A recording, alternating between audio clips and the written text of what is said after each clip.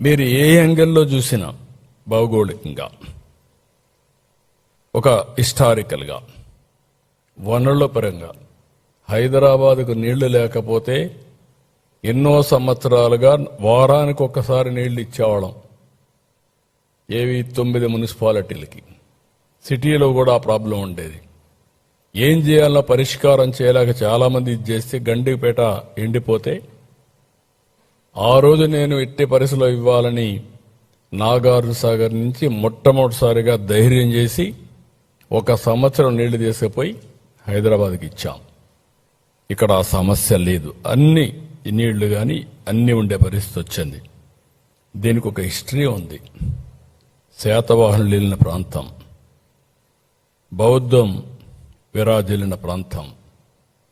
లండన్లో ఇప్పుడు కూడా అమరావతి మ్యూజియంలో ఉంది. ఒక గ్యాలరీ అమరావతి ఉంది. చెన్నైలో కూడా ఉంది. అమరావతి పైన గ్యాలరీ ఉండే పరిస్థితి వచ్చింది. ఇవన్నీ కూడా చేసిన తర్వాత మీరు ఒకసారి చూస్తే 2014 జూన్ 8న ప్రభుత్వం ఏర్పాటు చేయడం, అదే ఏడాది సెప్టెంబర్ 1న రాజధాని నిర్ణయం చేయడం, 2014 డిసెంబర్ మాస్టర్ ప్లాన్ సింగపూర్ సంస్థలతో ఎంఓయూ చేయడం. ఒకప్పుడు హైదరాబాద్ డెవలప్ చేయాలంటే నేను అమెరికాకి వెళ్ళాను. 14 రోజులు తిరిగాను.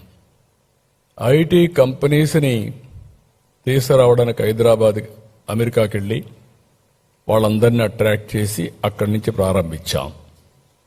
ఇక్కడ ఆంధ్రప్రదేశ్ ఎలక్షన్లో 2014 నేను మేజర్గా చెప్పింది రాజధాని లేదు, అందరూ ఆవేదనతో ఉన్నారు.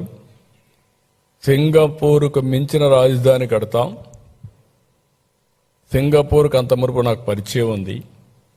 ఆ కంట్రీతో సంబంధాలు పెట్టుకొని చేస్తామని ఫస్ట్ టైం సింగపూర్కు పోయి ఆ గవర్నమెంట్ ప్రధానమంత్రికి వాళ్ళందరికీ విజ్ఞప్తి చేస్తే, మంత్రులకు విజ్ఞప్తి చేస్తే,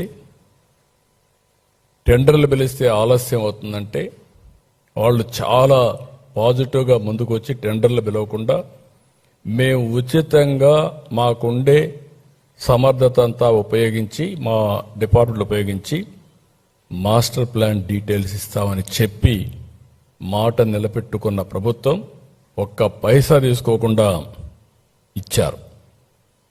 అలాంటిది డిసెంబర్ 30న 2014 ఏపీసీఆర్డీఏ తీసుకొచ్చాం. ల్యాండ్ లేదు, ఇక్కడ విలువైన ల్యాండ్.